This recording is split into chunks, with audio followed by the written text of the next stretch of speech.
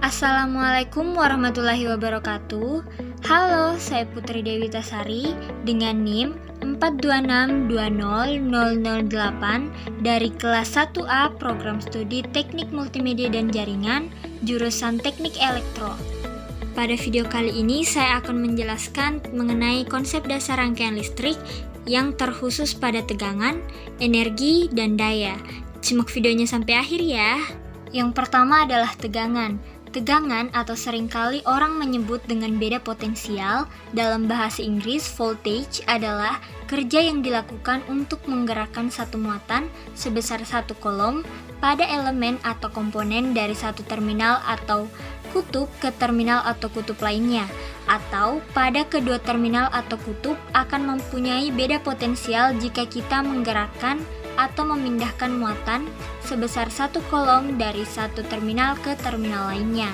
Satuan dari tegangan adalah volt atau biasa disimbolkan dengan huruf V kapital. Ada beberapa istilah yang biasa dipakai pada rangkaian listrik, yaitu yang pertama, tegangan turun atau voltage drop jika dipandang dari potensial lebih tinggi ke potensial yang lebih rendah. Dalam hal ini pada gambar dari terminal A ke terminal B. Kemudian, yang kedua adalah tegangan naik atau voltage rise jika dipandang dari potensial lebih rendah ke potensial yang lebih tinggi. Dalam hal ini, pada gambar terlihat terminal B ke terminal A. Selanjutnya adalah energi.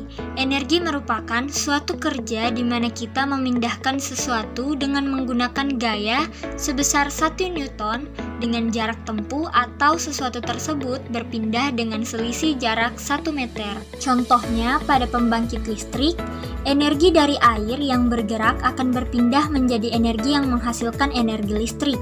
Kemudian energi listrik akan berpindah menjadi energi cahaya jika energi listrik tersebut melewati suatu lampu. Kemudian energi cahaya akan berpindah menjadi energi panas jika bola lampu tersebut pemakaiannya lama. Demikian seterusnya. Untuk menyatakan apakah energi dikirim atau diserap, tidak hanya melalui polaritas tegangan saja, tetapi arah arus juga berpengaruh dalam hal tersebut. Untuk membedakannya, elemen atau komponen listrik digolongkan menjadi dua, yaitu yang pertama menyerap energi. Jika arus positif meninggalkan terminal positif menuju ke terminal elemen atau komponen, atau arus positif menuju ke terminal positif elemen atau komponen tersebut. Nah, yang kedua, mengirim energi. Jika arus positif masuk ke terminal positif dari terminal elemen atau komponen, atau arus positif meninggalkan terminal positif elemen atau komponen, seperti pada ilustrasi yang telah saya sediakan. Selanjutnya adalah daya. Daya adalah kecepatan melakukan kerja. Daya sama dengan jumlah energi yang dihabiskan per satuan waktu. Oleh karena itu, satuannya adalah watt atau biasa disimbolkan dengan huruf W kapital. Nah, untuk lebih memahami materi yang saya sampaikan, saya akan menyajikan beberapa contoh soal yang berkaitan dengan materi yang saya jelaskan sebelumnya. Contoh soal pertama, jika arus 6 ampere, tentukan V jika elemen menyerap daya 18 watt. Nah, daya dapat menyerap jika arus positif meninggalkan terminal positif. Mengapa arus positif? Karena arus mengalir dari potensial tinggi ke potensial yang rendah. Jika diketahui nilai I sama dengan 6 ampere dan nilai P sama dengan 18 watt, kemudian kita masukkan ke dalam rumus untuk mencari volt, yaitu V sama dengan P per I, maka V sama dengan 18 per 6. Hasilnya adalah 3 volt. Nah, untuk contoh soal yang kedua, jika arus 6 ampere, tentukan V jika elemen mengirimkan daya 18 watt.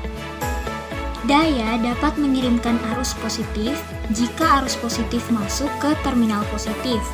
Maka arusnya negatif karena mengalir dari potensial rendah ke potensial yang tinggi.